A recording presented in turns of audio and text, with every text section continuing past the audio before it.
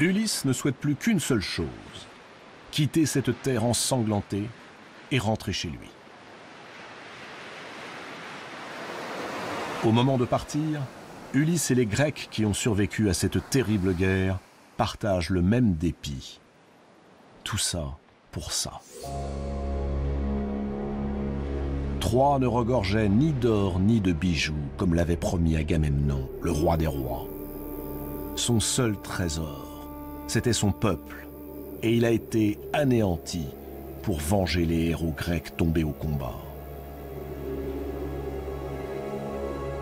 Les soldats qui ont pris place sur les navires d'Ulysse repartent vers Ithaque, les mains vides, le cœur lourd, l'âme enténébrée par leurs crimes.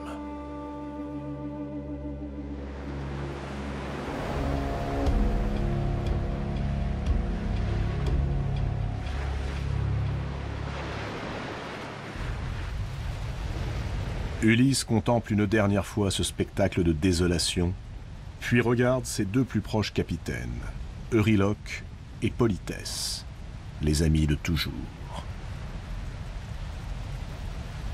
Une fatigue terrible pèse sur leurs épaules. Sur l'Olympe, Zeus a tout vu. Il a surtout tout compris. Ce qui se joue en ce moment dans le cœur d'Ulysse est la plus redoutable des menaces pour les dieux immortels.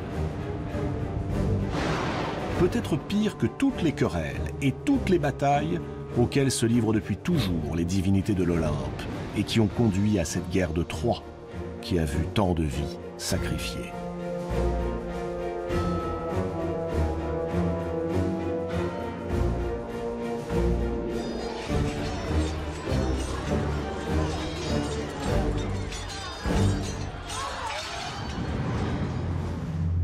Car, en Ulysse, ont germé les graines d'un mal qui risque de se propager à toute vitesse.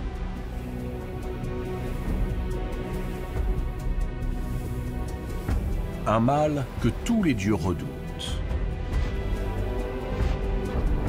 et que les hommes nomment l'athéisme.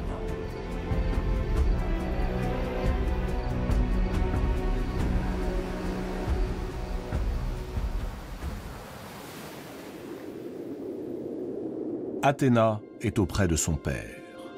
Elle est la déesse de la guerre et a protégé les Grecs pendant tout le conflit. Elle a tout particulièrement veillé sur Ulysse. Elle admire son inventivité, ses 1000 ruses.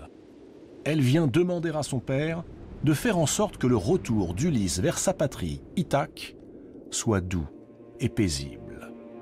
Il l'a bien mérité.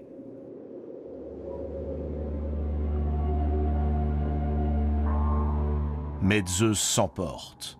Sa fille a-t-elle oublié que si elle est la déesse de la guerre, elle est aussi déesse de la raison, de la sagesse?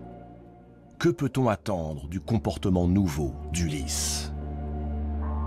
Cela passera, répond Athéna. Non, ça ne passera pas. Zeus le sait. Si un homme, un simple mortel, commence à douter de la puissance des dieux, s'il abandonne toute croyance en eux, c'est bientôt leur nécessité même qui sera remise en cause. Or, poursuit Zeus, les dieux ne tirent leur puissance et leur gloire que de la croyance que les hommes placent en eux. Que les hommes se détournent, cessent de croire, de les craindre, de leur sacrifier les hécatombes, de leur rendre les honneurs, alors les dieux n'auront plus sur terre aucun pouvoir.